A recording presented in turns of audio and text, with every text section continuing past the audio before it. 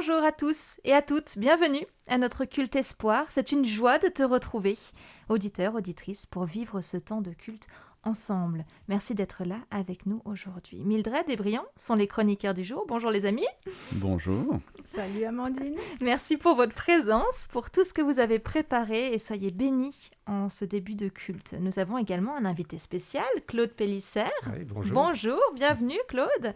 Alors tu es pasteur d'une grande église, l'église adventiste de Collonges-sous-Salève en Haute-Savoie, qui est une église au milieu d'un campus où des futurs pasteurs se forment, où il y a une structure scolaire, où il y a des étudiants qui apprennent le français. Qu'est-ce que ça veut dire d'être pasteur d'une telle église ? Ça veut dire deux choses. D'abord, d'être pasteur. Ouais. Et ça ne change pas dans le sens où il y a un certain nombre de choses qui sont toujours les mêmes. C'est-à-dire qu'on a toujours affaire à des personnes, des êtres humains, et qu'ils soient professeurs, étudiants ou autres. Eh bien, ce sont des personnes qui vivent des belles choses et parfois des choses un peu moins belles, des joies et des peines, et qui essaient d'avoir une relation avec le Seigneur. Donc, de ce côté-là, le rôle ne change pas. Après, c'est vrai que sur le plan administratif, c'est un petit peu différent parce que c'est en lien avec une école, donc il y a des contraintes, je dirais, un petit peu, mais ce n'est pas l'essentiel. Okay. L'essentiel, c'est le lien que l'on tisse avec les personnes et essayer de les aider à avoir ce lien avec le Seigneur. Donc ça ne change pas. Eh bien, écoute, je te remercie d'avoir accepté notre invitation, de venir partager deux cultes avec nous. Et aujourd'hui, nous allons parler d'un premier thème que tu as choisi, le pardon. Pourquoi ce thème ? C'est un thème pour moi fondamental parce que c'est quelque chose que j'ai souvent vu dans la vie spirituelle être un blocage et qui fait que des personnes s'arrêtent dans leur vie spirituelle, mais aussi dans leur vie tout court. C'est-à-dire que c'est un sujet qui, pour moi, touche aussi bien le croyant que l'incroyant. Celui qui vit quelque chose de difficile, sa question, mais c'est comment je peux m'en sortir ? Et le comment, pour moi, la réponse se trouve quand même beaucoup dans la Bible. Et il me semble qu'il y a des choses qui nous aident. Donc ça, c'est la raison pour laquelle j'aime bien parler du pardon, parce que je crois vraiment que c'est aussi le cœur du christianisme. C'est une des clés. Hein. C'est une des clés. Eh bien, écoute, je prie que le Seigneur nous inspire, t'inspire, vraiment te guide pendant ce temps de culte, que ce soit un temps qui, lui, soit agréable, qui lui rende gloire et que nous puissions vraiment nous laisser guider par l'Esprit Saint. Alors, au cours de ces derniers mois, j'ai partagé avec toi, auditeur, plusieurs de mes habitudes du quotidien pour cette chronique Dieu dans ma semaine, ce que je vis notamment dans le secret de mon intimité avec Dieu. Et aujourd'hui, donc, nous allons parler, comme tu as entendu, de pardon. C'est selon moi une notion clé, comme tu disais Claude, dans la foi. J'ai besoin régulièrement de m'isoler dans un endroit sécurisé, calme, pour prendre un temps seul avec Dieu autour du pardon. Jésus est mort sur la croix pour nos péchés, cela veut dire pour moi qu'il est mort pour mon péché. Moi, Amandine, enfant de Dieu des années 2000, quand j'imagine Jésus sur la croix de manière très concrète, il y a 2000 ans, porter ma colère, mon irritation, ma jalousie, mon manque de patience, mon manque d'amour, mon manque de confiance, mes jugements, mes manquements, ça me bouleverse en fait. Dans mes temps de prière, j'ai envie d'être franche du coup, lucide sur mes péchés devant ce Jésus plein d'amour. Et je m'imagine, vraiment visuellement, je m'imagine au pied de la croix, au pied de ce Dieu glorieux, cloué pour mon péché, parce qu'il veut que je sois libre pour que j'ai la vie éternelle. Alors il m'invite à la repentance, parce que oser regarder mon péché droit dans les yeux, mettre des mots sur ce comportement ou ces pensées destructrices ou destructeurs pour moi, et pour ceux qui m'entourent, demander pardon sincèrement et accepter que ce péché était porté sur la croix par mon doux Jésus, c'est pour moi choisir la vie. C'est accepter son amour, accepter que j'ai besoin de lui, que j'ai besoin d'être transformée, et c'est accepter sa grâce, il peut me libérer. Alors Jésus a porté l'adultère, le vol, la trahison, le viol, le meurtre, la violence sur lui, pour toi, pour moi, pour tous ses enfants. C'est un acte que je trouve inouï. Il l'a fait par amour et parce qu'il est plus grand, plus puissant que n'importe lequel des péchés que moi ou toi avons commis. Le pardon, nous allons le voir, libère celui qui a péché, celui qui a subi. Et des fois, je me rends pas compte personnellement de mes péchés. Alors j'utilise le verset 13 du psaume 19 qui dit « Qui peut discerner tous ces faux pas ?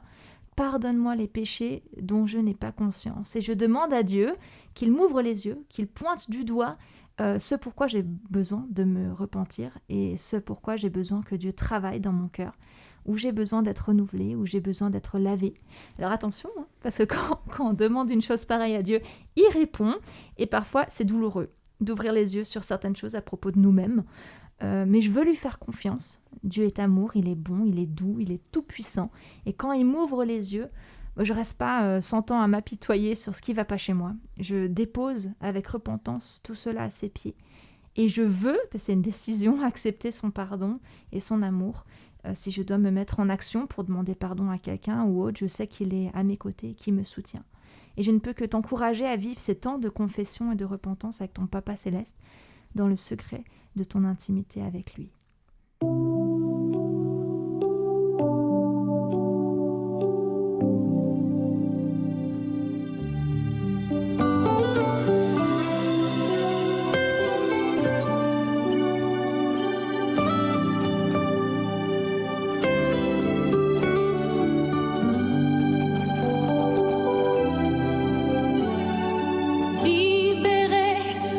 Je suis libérée,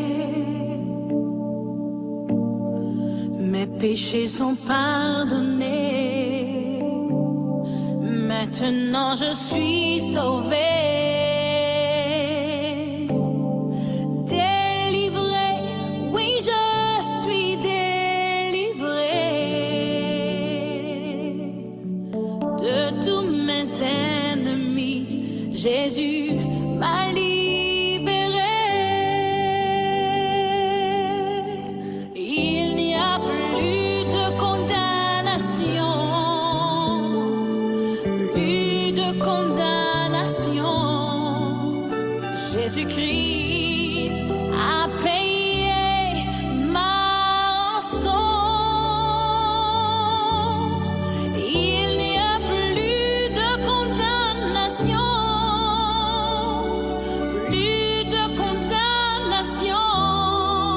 Je suis libérée, rachetée en son nom.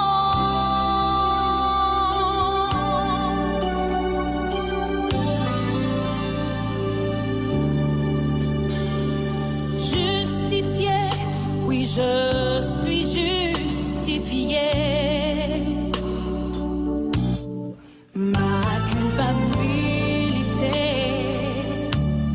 Jésus l'a enlevé. Sanctifié, oui je suis sanctifié par le sang de l'agneau qui m'a régénéré. Il n'y a plus de condamnation, plus de condamnation. Jésus-Christ a payé ma rançon. Il n'y a plus de condamnation, plus de condamnation. Je suis libérée, rachetée en son nom.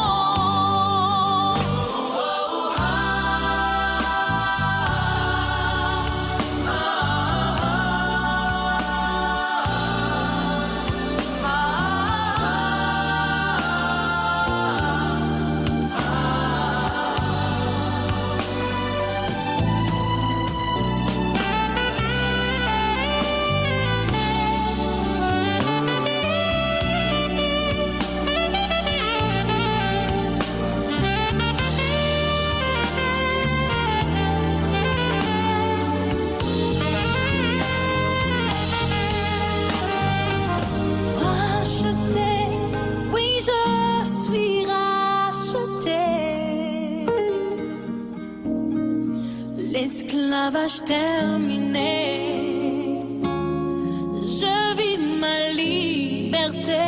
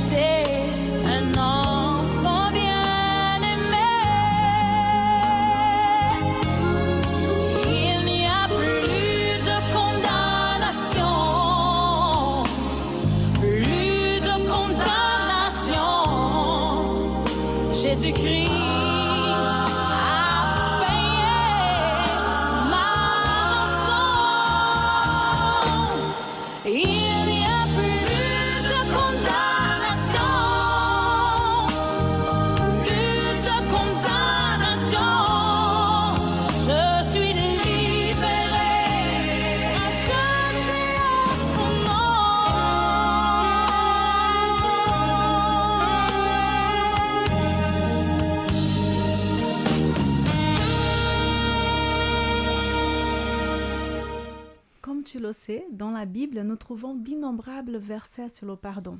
J'ai envie de partager avec toi, cher auditeur qui nous accompagne, le psaume 86, verset 5. Voici une promesse qui redonne de l'espoir. Et toi, Seigneur, tu es bon et tu pardonnes. Ton amour est immense pour tous ceux qui font appel à toi. Nous avons tous un passé rempli de bonnes réalisations ou peut-être marqué par des décisions erronées et pas vraiment jolies. Dieu est un Dieu de pardon. Il est miséricordieux. Il n'est pas là pour nous accuser. Dieu nous aime. Il attend qu'on vienne vers lui, qu'on le choisisse, qu'on l'accueille. Il souhaite te donner l'occasion de recommencer avec lui afin d'avoir un futur étincelant à ses côtés. Nous sommes dans ce culte espoir et j'aimerais t'inviter à un temps de louange, et une fois n'est pas coutume, un temps de louange autour du pardon. Pour commencer, je nous invite à écouter ce chant d'adorateur qui demande pardon. Peut-être que toi-même, tu ne sais pas comment demander pardon. Les mots te manquent, ou la démarche te fait peur, ou te semble trop difficile, ou loin de ta réalité. Alors je t'invite à écouter ce chant qui date un peu, mais qui a des paroles très fortes, et peut-être tu pourras faire tienne ces paroles.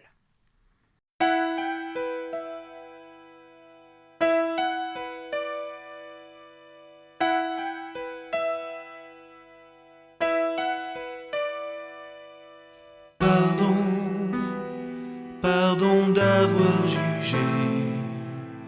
Pardon, pardon d'avoir condamné. Pardon, pardon d'avoir blessé. Pardon, pardon d'avoir critiqué. C'est vrai, mon cœur est tortueux. C'est vrai, il est dur et orgueilleux.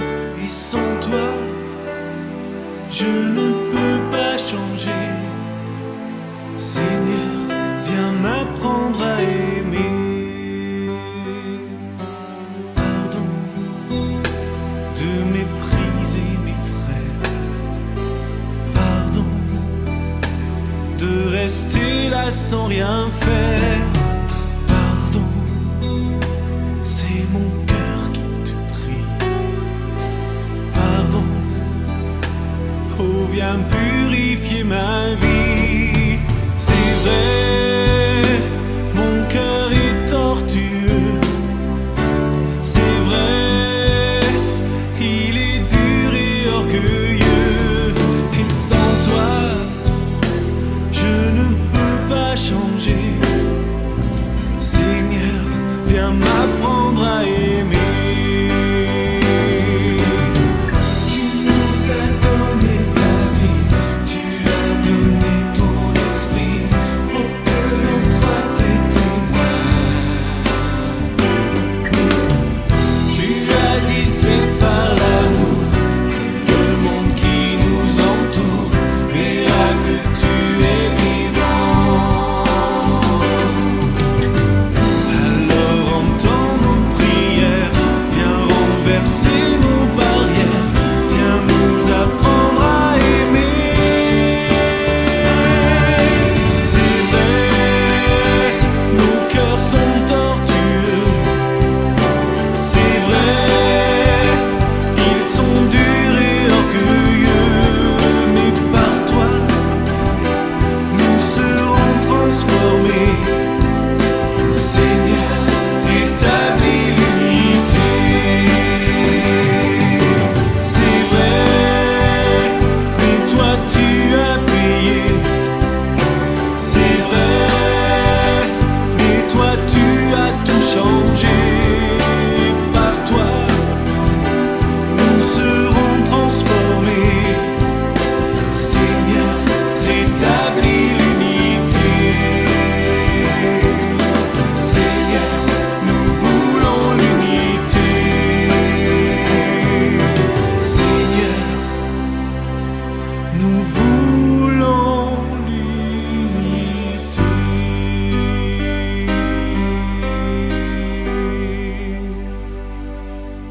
Et j'aimerais maintenant te proposer un deuxième chant que je trouve magnifique. Il est inspiré du psaume 32 que je t'invite à aller relire qui parle de la joie et la liberté que l'on peut ressentir quand on a expérimenté le fait de demander pardon, d'être pardonné et de pardonner. On retrouve notamment le verset 5 du psaume 32 dans cette partie du chant. « Et je t'ai avoué, je ne t'ai plus caché. J'ai dit, je reconnais devant l'Éternel tous les péchés que j'ai commis. Alors tu m'as déchargé du poids de mes fautes. Heureux l'homme dont la faute est effacée et le péché pardonné. Juste réjouissez-vous dans l'Éternel. Je veux louer notre Dieu qui pardonne et qui sauve. »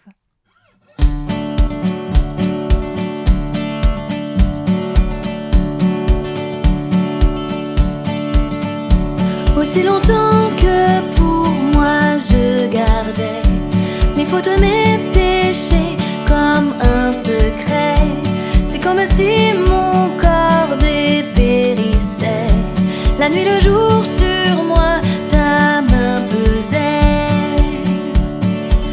Et je t'ai avoué, je ne t'ai plus caché. J'ai dit, je reconnaîtrai devant l'Éternel tous les péchés que j'ai commis.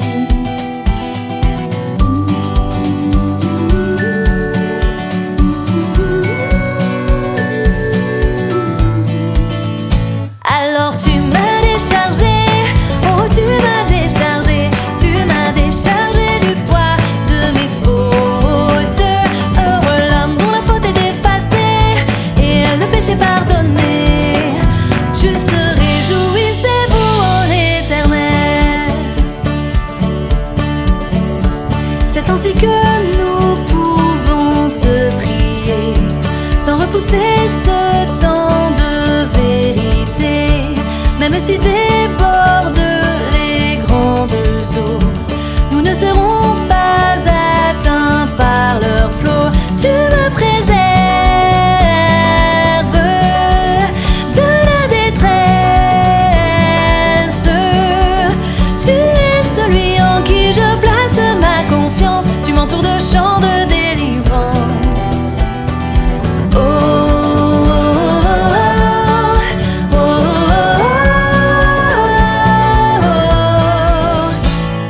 Tu m'as déchargé, oh tu m'as déchargé, tu m'as déchargé du poids de mes fautes. Heureux l'homme dont la faute est effacée et le péché pardonné. Juste réjouissez-vous en l'Éternel. Tu promets d'avoir le regard sur moi, de m'instruire et de me montrer la voie.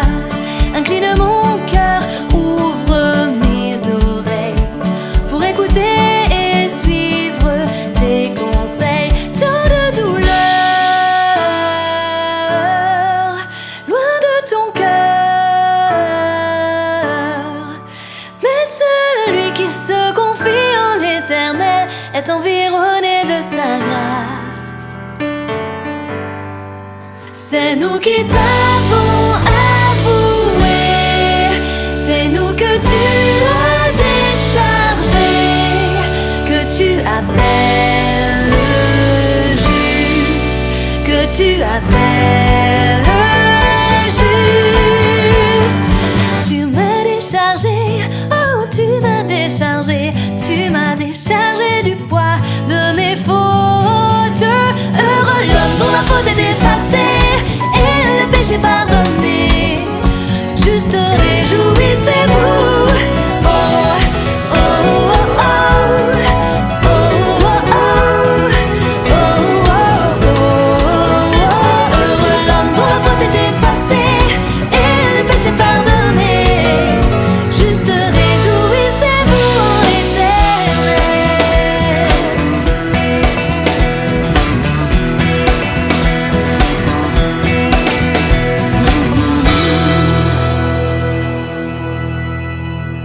Alors Mildred, tu as toujours le don de nous présenter des témoignages édifiants et c'est tellement important de pouvoir entendre des croyants nous parler de combien Dieu est un Dieu vivant, un Dieu qui agit encore aujourd'hui, qui transforme des vies, parce que c'est vraiment notre conviction. Alors qu'est-ce que tu vas nous proposer aujourd'hui ?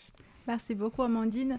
Écoute, je suis toujours très heureuse de rencontrer des personnes qui ont vécu de belles expériences avec Dieu. Et heureusement qu'elles acceptent volontiers de nous raconter aussi tout leur vécu. Bonjour Lucette. Bonjour Mildred. Merci beaucoup d'avoir accepté de nous donner ce témoignage. Et je t'invite déjà de commencer ton histoire. Ok, c'est un plaisir de pouvoir m'exprimer. Donc cette histoire, elle se déroule en 1956. Personnellement, je suis née en 1958, donc 2 ans après cette histoire. C'est l'histoire de mon frère qui s'appelait Luc et de toute ma famille en fait. Mes frères et sœurs avaient l'habitude de jouer ensemble puisqu'ils étaient 4 à l'époque.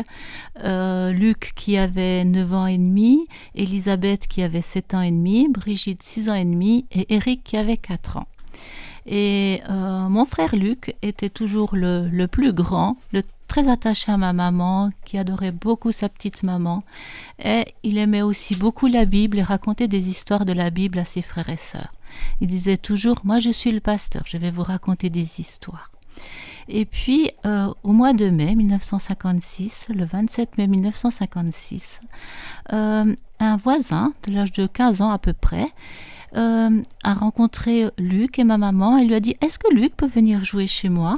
C'était la première fois. Ma maman ne le connaissait pas spécialement, mais c'était un tout petit village en France, donc elle s'est dit « Bon, je vais aller le laisser jouer. » Il s'est passé peut-être 10 minutes et elle a entendu crier, donc elle est allée voir et il y avait une dame qui lui disait « Madame, venez vite, venez vite !»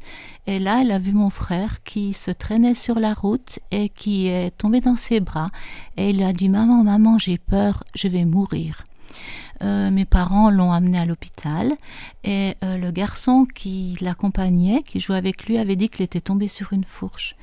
Comme ma maman connaissait le médecin et l'infirmière qui était à l'hôpital, ceux-ci sont venus trouver mes parents. Ils lui ont dit « Écoutez, c'est pas normal que vous nous dites ça parce que il y a une balle qui... Enfin, il a été tué à bout portant par une balle qui lui a transpercé la poitrine. » Donc ma maman, déjà bouleversée par la mort de mon frère, quand elle est rentrée, elle est allée avec les gendarmes trouver les voisins et effectivement le garçon avait tiré à bout portant. Je ne vais pas entrer dans une multitude de détails, mais par la suite, je pense peut-être par culpabilité, mais la famille harcelait ma maman. Ma maman qui était chrétienne avait dit « Dieu a permis qu'on nous prenne Luc ». Et la dame disait « Oh, vous vous rendez compte, il aurait pu tuer sa sœur, hein, la maman du garçon qui avait fait le geste. » Et puis en fait, moi je pense pas que vous tenez de votre petit garçon parce que vous diriez pas Dieu a permis ça. Et le pasteur avait suggéré à ma maman pour que la famille se rende compte de l'acte qui avait été fait, qu'il y ait un jugement au tribunal. Ce qui s'est passé, c'est mon père qui est allé, ma mère n'a pas voulu y aller, et puis ça a dû mal se passer parce que mon père ne nous en a jamais parlé. Toujours est-il qu'après ce jugement qui a eu lieu, la famille, les grands-parents et la famille de ce garçon passaient devant la maison, c'était un village, il dû avoir 3000 habitants à peu près, et crachaient devant chez mes parents parce qu'ils étaient fâchés du jugement qui avait eu lieu. Mes parents ont dû déménager parce que c'était juste insupportable. Donc ma maman a vécu des choses très très dures. Je suis née après, elle m'a appelée Lucette. C'est peut-être pas un hasard, mais je respecte son choix. Et puis par la suite, ça a été difficile pour toute la famille parce que maman ça a été compliqué pour un tas de choses pour elle, tellement la souffrance était grande. Elle avait perdu une partie de sa... En fait, elle a perdu son enfant. Elle a perdu son enfant. Ensuite, ils ont été persécutés par les voisins. Ils ont été... Oui, je pense que c'est la culpabilité. Enfin, ma maman m'a toujours dit, elle ne les a pas jugés. Elle m'a toujours dit, Lucette, je pense qu'ils avaient une grande culpabilité et ils n'ont pas voulu l'admettre. Il y a un détail qui est très important, en tout cas pour ma maman, c'est-à-dire que c'est elle qui a permis à mon frère d'aller jouer chez les voisins. Donc dans un premier temps, elle a dû faire elle a dû accepter que le pardon de Dieu pour le fait qu'elle ait accepté que son fils aille jouer à côté. à jouer chez les voisins, parce que c'est quelque chose qui est resté très très longtemps. Pourquoi je l'ai laissé aller? Alors, Lucette, j'ai eu la joie de connaître ta maman. Ouais. Aujourd'hui, elle a quel âge? Elle a 101 ans, elle va avoir 102 ans au mois de septembre. Et c'est vraiment quelqu'un de joyeux. Elle est paisible. Comment elle a réussi, selon toi? Comment elle a réussi à surmonter tout cela?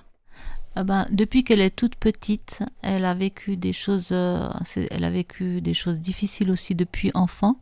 Et sa maman lui disait toujours, Dieu ne nous laissera jamais. Et elle, ça a été son leitmotiv dans sa vie. Et je pense que il y a quelque chose, quand je pense à elle, il y a quelque chose qui me vient toujours à l'esprit, c'est ni par puissance, ni par force, mais par l'Esprit du Seigneur. Et c'est l'Esprit du Seigneur qui l'a vraiment aidé à vivre et dans son cœur à se décharger de la rancœur, de la rancune, de l'insupportable, parce que c'était insupportable comme situation. C'était insupportable ce qu'elle a vécu. C'était insupportable la façon dont les personnes se sont comportées avec elle et avec notre famille. Elle a réussi à se pardonner et à pardonner les autres. Elle a réussi à se pardonner et à pardonner les autres. Elle nous a donné envie de connaître Jésus. Personnellement, au départ, j'ai pu être révoltée du fait qu'elle m'ait appelée Lucette. J'avais l'impression de remplacer Luc. Mais petit à petit, un jour, j'ai découvert Jésus. Et ça m'a montré combien avec lui tout était différent. Tout était différent. Et ça me revient toujours à l'esprit, ni par puissance, ni par force, mais par l'Esprit du Seigneur. Et c'est l'Esprit du Seigneur qui nous aide à pardonner, à aller de l'avant et à vivre, tout simplement à vivre. Parce que ma maman, mes frères et sœurs, mon papa, on aurait très bien pu ne pas vivre, rester avec cette rancune qui aurait gâché notre vie à tous. Actuellement, ma maman, elle a 101 ans. Elle téléphone à ses neveux, à ses nièces. Elle est intéressée par tout le monde. Et on communique avec elle sur iPad. Donc même la technologie ne lui fait pas peur. C'est un bonheur de voir quelqu'un qui vit parce qu'elle a pardonné. Un tout grand merci à Lucette de nous avoir partagé ce bout d'histoire qui, je sais, nous a pas mal bouleversés autour de cette table. Merci beaucoup à elle. Alors du coup, Claude, la parole est à toi. Que nous dit la Bible justement sur le pardon? Alors déjà, je pense que Lucette a dit beaucoup de choses. Et quand on aborde la question du pardon, en fait, c'est un sujet qui est très complexe. Parce qu'il y a différentes manières de l'aborder. Donc la première manière, c'est le côté de l'offenseur, c'est-à-dire je suis moi, celui qui offense. Un petit peu ce que tu disais, voilà, je demande à Dieu de pardonner si j'ai mal agi. Ça, c'est un angle. Il y a l'angle qu'on a entendu avec Lucette, qui est plutôt celui de l'offensé, celui qui subit. Et puis, dans la vie, il y a des gens qui vont essayer d'être les médiateurs, les intermédiaires, donc qui vont essayer de trouver des solutions. Et puis, il y a le quatrième angle, je dirais, c'est Dieu. Et encore, quand j'ai dit ça, il me semble que j'ai encore oublié d'autres choses. Donc, il y a différentes manières d'aborder. Et en fait, moi, dans cette réflexion, j'aimerais aider les personnes qui ont été offensées à faire le premier pas pour s'en sortir. Avec de la parole de Dieu, bien sûr, mais de les aider. Parce que, voilà, moi, je suis émerveillé de ce que je viens d'entendre. Mais souvent, une des questions, c'est comment on fait.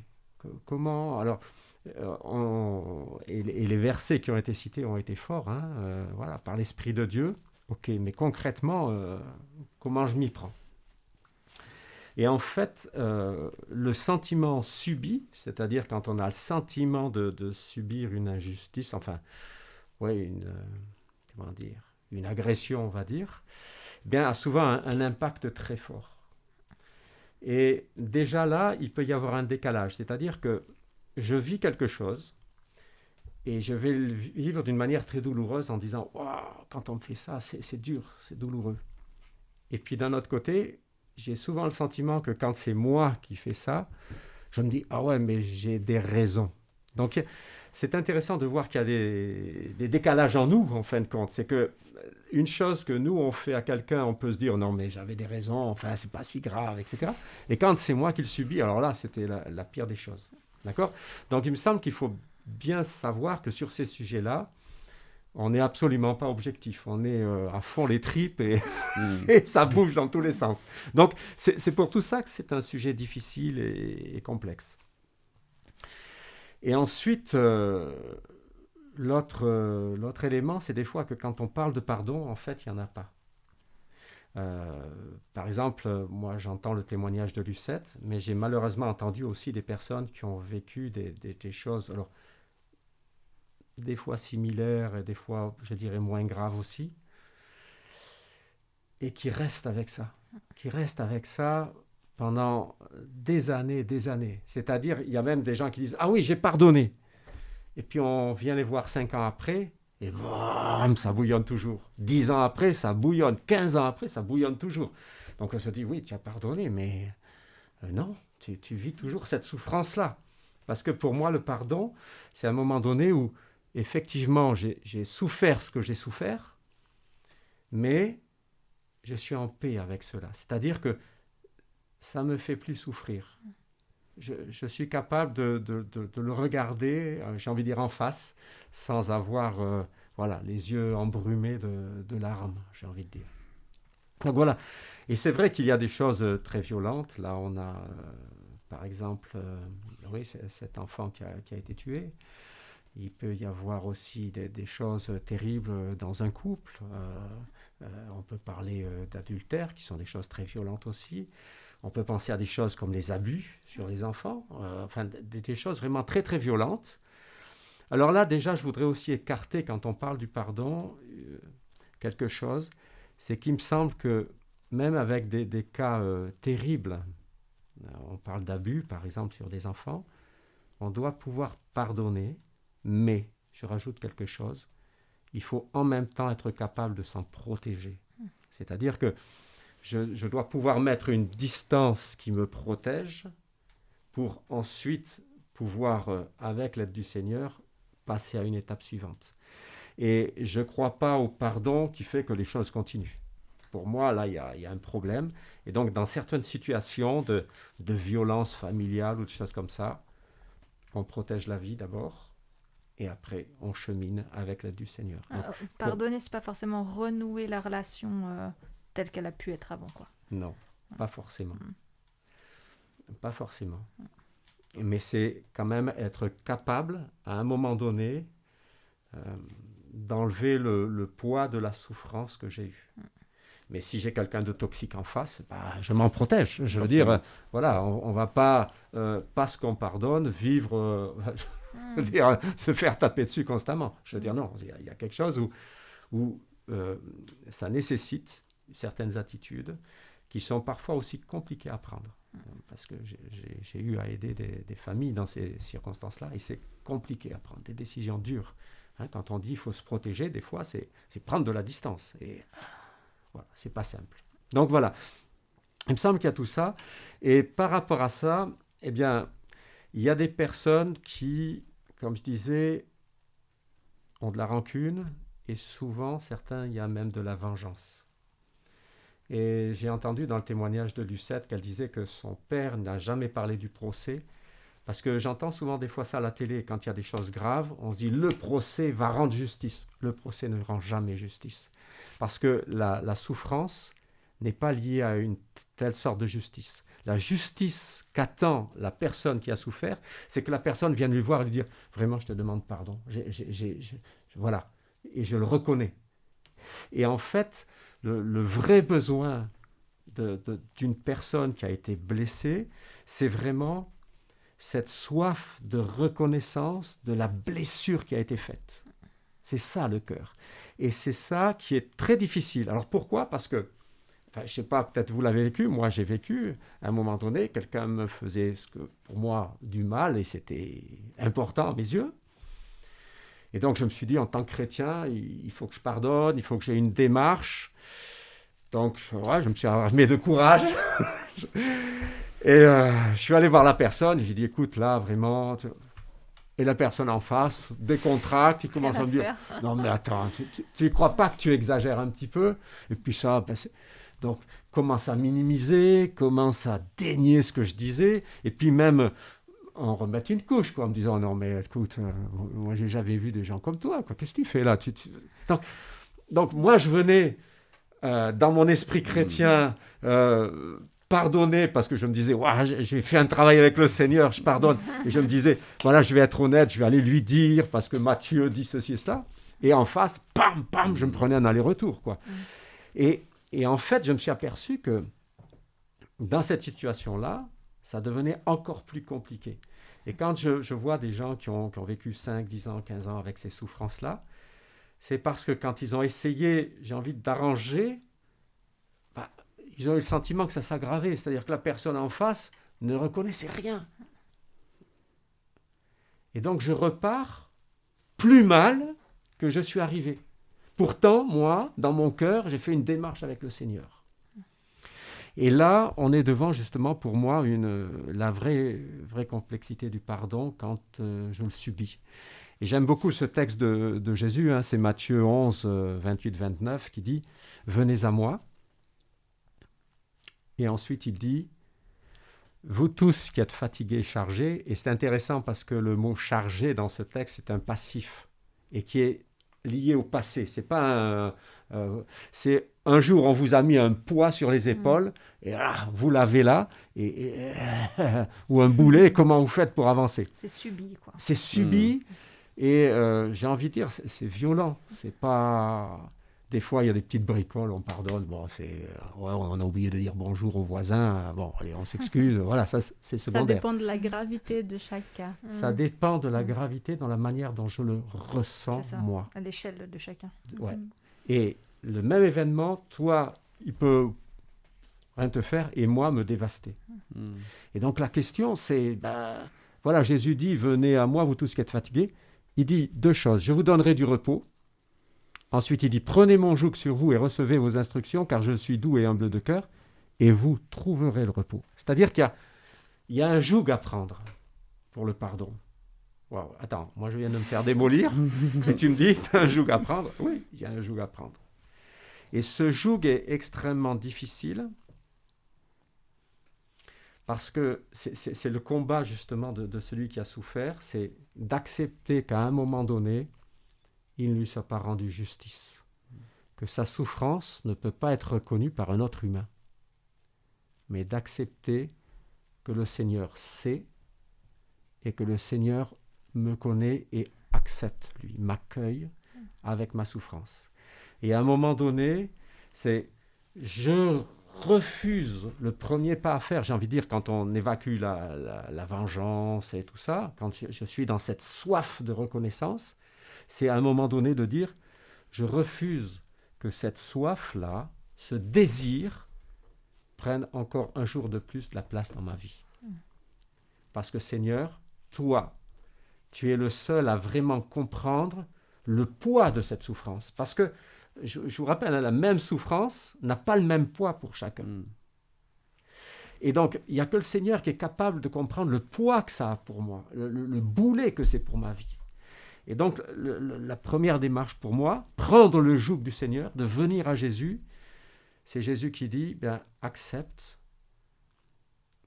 que tu n'auras jamais justice sur cette terre, que cette personne ne te rendra jamais justice, qu'elle ne reconnaîtra pas. Pourquoi ? Alors peut-être parce qu'elle a une immense culpabilité, c'est ce que nous disait Lucette, et je veux bien le croire, parce que les gens qui se sentent coupables, souvent, c'est des agresseurs, ils attaquent. Voilà, si vous avez un animal qui a peur, il attaque. L'humain, par moments, se comporte comme ça. Je me sens coupable, j'agresse l'autre. Je me mets en colère, je crie, je fais plein de choses. Et donc, si je suis dans cet état-là, la personne qui vient demander pardon, elle se fait agresser. Donc, il y a un moment donné où la démarche, c'est de dire, Seigneur, j'ai vraiment soif d'entendre dire qu'on reconnaisse toute la souffrance que j'ai eue. Et je comprends que cet homme ou cette femme qui m'a fait souffrir ne le fera jamais. Alors j'accepte par la foi que toi, tu m'accueilles en connaissance la plénitude de ma souffrance et j'accepte par la foi que ce soit suffisant pour ma vie. Et à partir de là, les injustices qui ont été faites, je peux les accueillir comme des injustices parce que je crois qu'il ne faut pas non plus nier que c'est une injustice, mais je peux comprendre qu'il y a quelqu'un qui m'accueille et qui me dit « Oui, mon enfant, moi je te comprends, je t'accepte ». Et le joug de Christ, c'est ça, parce que ça va me permettre, à ce moment-là, de prendre un poids, mais qui me libère. Par contre, il y a beaucoup de gens qui voudraient que, tac, instantané, je claque des doigts, j'ai dit ça, Seigneur, ouais, super.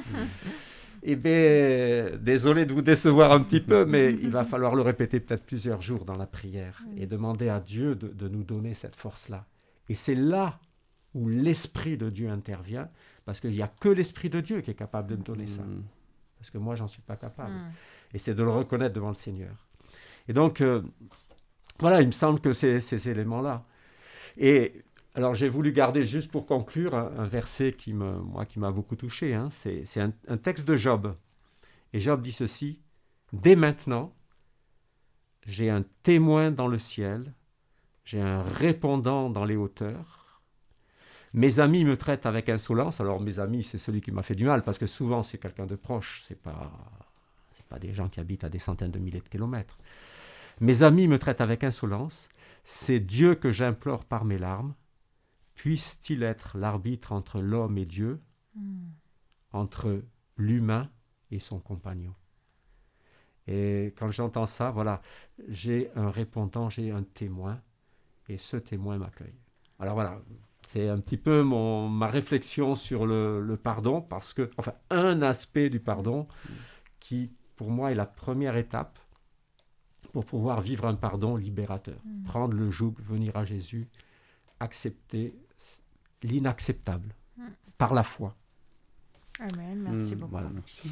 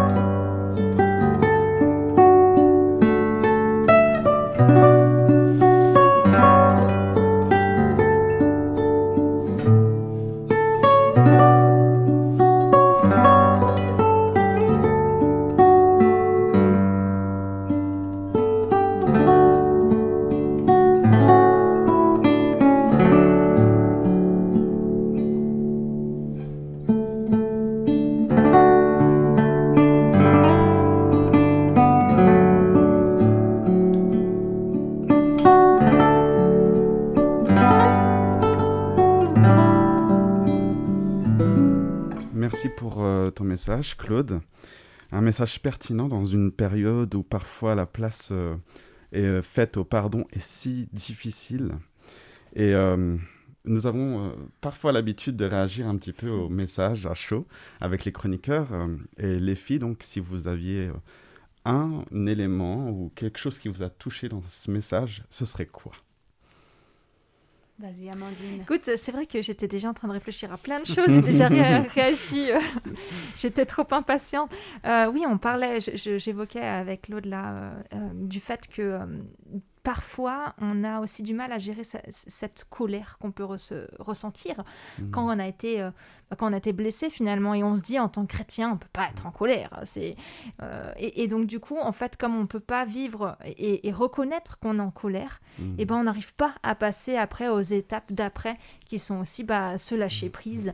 Et donc, du coup, voilà, moi, ça m'a interpellée sur ça, sur le fait que Jésus, il nous fait réfléchir aussi sur comment on gère nos émotions. Jésus a été en colère, mais d'une colère qui était saine et pas destructrice pour les autres. Et donc, du coup, moi, ça m'a fait réfléchir à mon propre vécu, comment j'ai pu exprimer cette colère toute seule avec mon canapé dans lequel j'ai tapé ou en écrivant des choses que j'ai déchirées. Enfin, voilà, c'était des techniques qu'on m'a données pour pouvoir exprimer cette colère, pour ensuite pouvoir passer.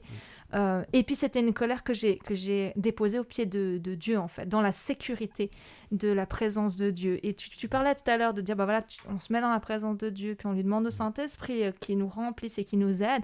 Et je pense que tu as le droit, cher auditeur, d'avoir aussi ce temps d'expression de colère dans la sécurité du Seigneur. Voilà, ça c'était un peu ma réflexion. Mais pouvoir vider son sac, voilà. et tout en maîtrisant son acte. Voilà. Et c'est là où aussi une des questions, ça peut être très difficile de dire, voilà, je suis fâchée, je suis énervée, j'ai du mal à maîtriser ça, mais en même temps, c'est pas pour autant que je vais attaquer l'autre. Oui, ou te détruire toi-même aussi, parce qu'on peut se consumer aussi dans cette étape. C'est pas une étape dans laquelle il faut rester. Ouais, non, c'est... Oui, Claude, tu voulais dire? Oui, c'est que j'entends ce que vous dites toutes les deux, mais la difficulté, moi, ce que je disais tout à l'heure, je suis quelqu'un du Sud, ça boue, etc. Et dire, tout en faisant attention à l'autre, pour moi, c'est extrêmement difficile. Donc, je suis tout à fait d'accord avec ce que tu dis, Amandine, c'est-à-dire qu'il faut se mettre devant Dieu, parce que si je me mets devant les autres, je ne suis pas sûr que je sois très... chrétien. Donc, non, oui, et c'est là où, pour moi, la prière, la relation authentique avec Dieu est fondamentale. Et quand j'ai cité Job à la fin, moi j'aime beaucoup le livre de Job, dans son authenticité et sa violence vis-à-vis même de Dieu à certains moments, tellement ça le brûle à l'intérieur. Et je me dis, là, devant Dieu, dans cette sécurité-là, oui, je peux aller au plus profond de mes sentiments, qu'ils soient violents, qu'ils soient durs, parce que j'ai en face un être qui va écouter et qui surtout va comprendre ce qui motive. Alors que quand je le dis à un autre être humain, il ne comprend pas forcément ce qui motive et il ne reçoit que la violence de mes propos. Et donc, on n'avance pas, quoi. Ouais, tout à fait. Ouais, c'est vrai. Un autre point important, c'était aussi l'histoire de faire le premier pas. Parce que souvent, l'être humain a tendance à attendre. Ah c'est lui qui m'a offensé, c'est lui qui doit venir en premier vers moi. Et on risque d'attendre longtemps. On a souvent envie que l'autre reconnaisse sa faute et cela ne va pas toujours arriver. C'est presque une histoire entre toi et Dieu plus qu'entre toi et la personne en face. C'est ça. Ouais. Et toi, Brian, alors, si tu veux retenir quelque chose? Moi, c'est vrai que la notion du pardon, comme tu le disais, ça prend une place quand même qui est fondamentale. Tout à l'heure, on parlait du pardon qui fait qu'on ne va pas forcément, si on pardonne, on ne va pas forcément renouer le contact avec la personne. Et je crois qu'il y a un point aussi qui est essentiel, c'est que c'est pas pour... Souvent, on dit, je fais table rase, page blanche, je pardonne et on oublie tout. Et je pense que la notion d'oubli, pardonner, c'est pas oublier. Tout à fait. C'est une notion qui est importante aussi. On peut toujours avoir ces souvenirs-là. Et comme tu le disais, ça va nous permettre de vivre, de continuer à vivre, mais c'est pas pour ça qu'on oublie, et je pense que c'est aussi important de le souligner. Justement, Brian, il me semble que pour la chronique Dieu dans les arts, tu as envie de nous partager quelque chose qui est en lien avec ce que tu es en train de dire. Tout à fait. J'aimerais partager avec toi, cher auditeur, une œuvre artistique, et plus précisément une œuvre cinématographique qui a fait couler beaucoup d'encre. Alors, ce film s'intitule « La voix du pardon », ou en anglais « I Can Only Imagine ». C'est un film biographique qui se déroule dans le Texas et qui raconte l'histoire vraie de Bart Miller.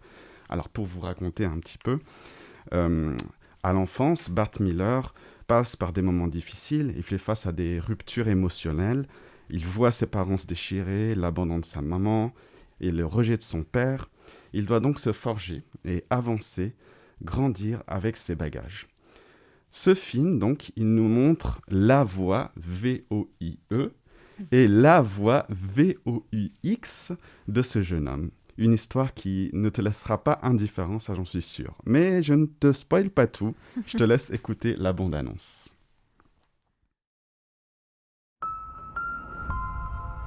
C'est une chanson extraordinaire. Elle est venue juste comme ça. J'ai dû l'écrire en moins de 10 minutes. Bart, ça ne t'a pas pris 10 minutes pour écrire cette chanson, mais des années de vie. Raconte-moi d'où elle vient. Je n'ai jamais raconté mon histoire à qui que ce soit. Quand j'avais 10 ou 11 ans, la vie était dure. Où est maman? Elle s'est tirée d'ici. Elle veut plus de moi. Elle veut plus de toi non plus.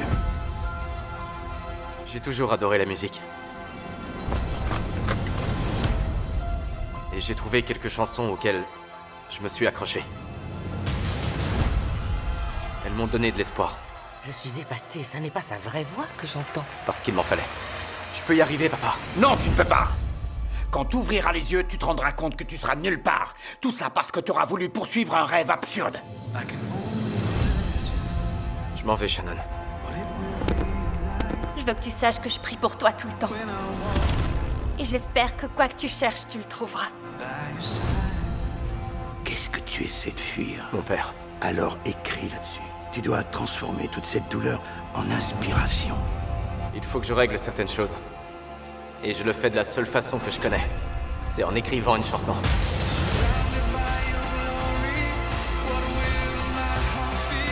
T'as faim? J'ai mis la table. Ça veut dire quoi, ça? Je veux réparer mes erreurs. Celles qui t'ont fait souffrir.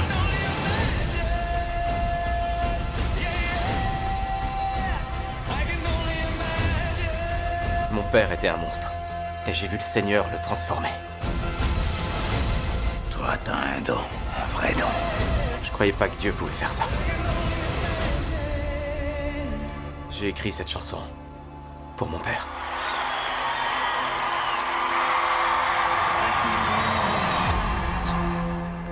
Merci Brian pour ce partage. Et puis, Avec plaisir. Que vous puissiez avoir du plaisir à aller voir ce film qui effectivement moi, m'a beaucoup touché, beaucoup interpellé. Et il ne nous laisse pas indifférents comme tu disais. J'aimerais vous inviter, chers chroniqueurs, chers invités et puis chers auditeurs, à un temps de prière maintenant. J'ai proposé à Claude de nous accompagner dans ce temps. Et puis, chers auditeurs, chères auditrices, je t'invite aussi à pouvoir prendre après un temps, à la fin de ce culte, si tu le souhaites, avec Dieu, pour pouvoir peut-être déposer à ses pieds tout ce qui t'est venu sur le cœur, dans ta tête, pendant ce temps de culte. Eh bien, prions ensemble. Eh bien, Seigneur, tu nous vois avec nos fragilités, nos faiblesses, nos difficultés à pardonner, avec toutes ces blessures parfois que l'on a pu accumuler dans nos vies. Et voilà, maintenant, je voudrais te demander de nous aider, chacun d'entre nous, à commencer ce chemin. Un chemin où on va prendre ton joug, on va venir à toi et on va faire cette expérience de foi. Je sais que tu vas nous guider à chacun, que tu vas nous accompagner, que tu vas nous donner la force, que tu vas y répondre. Et je te remercie déjà d'avance pour tout cela. Amen. Amen. Tu es connecté au culte espoir et aujourd'hui nous avons l'occasion de parler du pardon. Là, tout de suite, c'est la chronique Action. Je vous demande, mes coéquipiers, ma coéquipière, avez-vous déjà eu un caillou dans l'une de vos chaussures? Ah oui, oui, oui. Oui, c'est très embêtant. Très sympathique. C'est bien dérangeant. Chers auditeurs, voici un défi pour cette semaine. Tu vas choisir un caillou, pas trop petit, pas trop grand. Ensuite, place-le dans une de tes chaussures ou même dans les deux, si tu le souhaites. Wow. Ensuite, tu pourras essayer de marcher avec ce caillou dans ta chaussure. Tu peux faire ce que tu veux. Marcher, danser, courir, faire le ménage, aller aux courses, au travail. Ce qu'il faut en tout cas, c'est d'essayer de vivre normalement avec ce caillou dans ta chaussure. Je pense que tu as compris mon idée, n'est-ce pas? Ce n'est pas évident de vivre normalement avec un caillou dans les chaussures. J'applique cela comme le pardon. Quand on n'arrive pas à pardonner quelqu'un, cela nous dérange constamment.